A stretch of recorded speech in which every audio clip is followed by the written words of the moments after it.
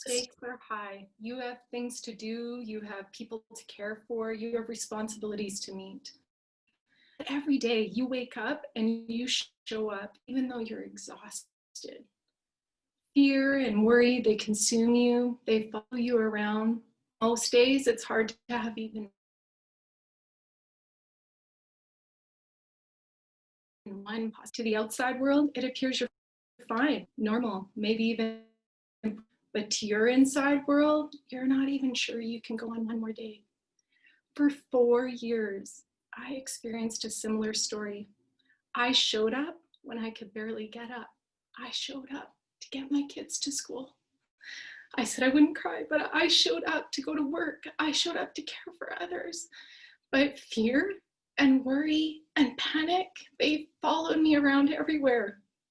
A normal day for me was getting up and having panic attack after panic attack. I lacked focus. I had no memory. I was emotional, and I lived in what I call my own personal prison. I hid it. I hid it from my coworkers, my friends, even some family members. It wasn't until I had an experience driving that I knew I needed help. This day was a day like every other day. Wake up, start to fear about every little thing constantly, constant worry, constant fear, get in my car, drive, experience panic attack after panic attack. But this day, one of those panic attacks managed to almost debilitate me. I thought I was gonna die. I called 911. They showed up, they took my vitals, and then they took me to the hospital. At the hospital, they ran a battery of tests, and at the end, the doctor said, "Mrs. Grant, there's nothing wrong with you. You're free to go." It was in that moment that I knew that I needed help and that I needed to pursue peace. I was so tired of living with fear.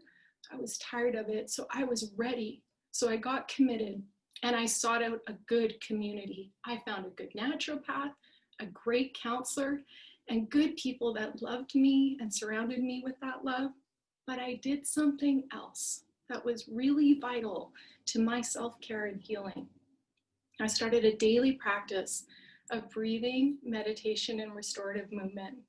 We are not just a mind or a body, we are all those things. So I needed to move that into my spirit, and that's what I did. If you are tired of getting up when you can barely get up and showing up when you can barely show up, then I'm here to tell you, start now. Start right now, because it's time. Why? Because peace is your birthright.